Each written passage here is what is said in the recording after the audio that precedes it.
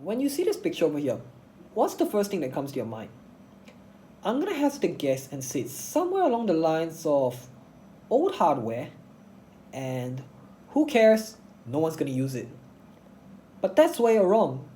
My name is Riley, and I care. That's why I'll be presenting to you a sustainable model for managing electronic waste. In our new COVID-19 filled world, there's an increased need to focus our attention on managing our own waste.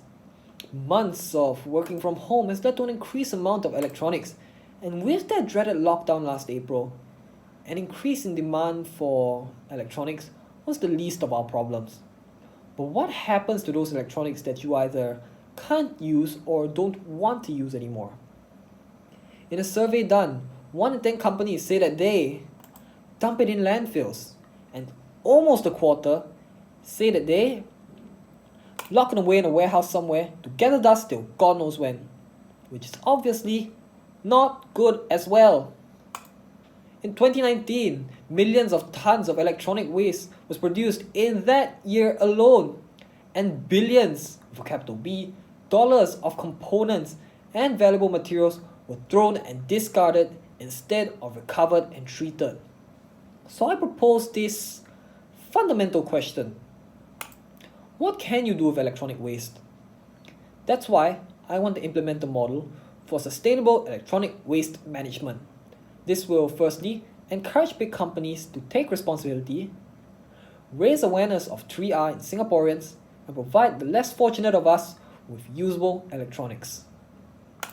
This will be a collaboration between two names. Firstly, Towards Zero Waste SG, and another name that is more frequent to thrifters around the world, the Salvation Army. The model is as straightforward as it gets. You can either trade in your old electronics in for cash, a newer model, or donate. Donations are also a valid source. The points of collection will be at the CBD, Central Business District, and high-density residential zones. They will then be separated into usable and unusable. The usable ones will be collected, separated, and sent to the Salvation Army, where they will go for a second round of inspections, where they will then be provided, given, and sold, depending on the severity of the situation, to our less fortunate brothers and sisters.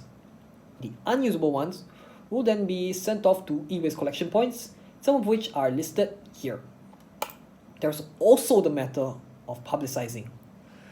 One way is LinkedIn ads for big companies, and another way is the Straits Times ads for those of us who still read the newspaper. These advertisements will indicate the places of collection that were previously mentioned for citizens to drop off their unwanted electronics. So, after saying all this, how is this beneficial? First of all, it's sustainable. With more people repairing, reselling, and discarding their electronics rather than recycling, and a third of those who recycle it doing it wrongly, it's easy to understand as an alternative and reduces electronic waste, properly recycling, and prevents the emission of harmful substances into the environment. So, I'd like to take this time to end off with a quote by Javier Goyenek, the EcoElf founder, with a quote: "Waste is only waste if you waste it." With the rapid pile-up of electronic waste, the 3R is vital towards a zero-waste Singapore. And it is necessary for big companies and day-to-day citizens to take responsibility for their own electronic waste and carbon footprint. So this is but one of the ways that we can work towards a zero-waste Singapore. Thank you for your time.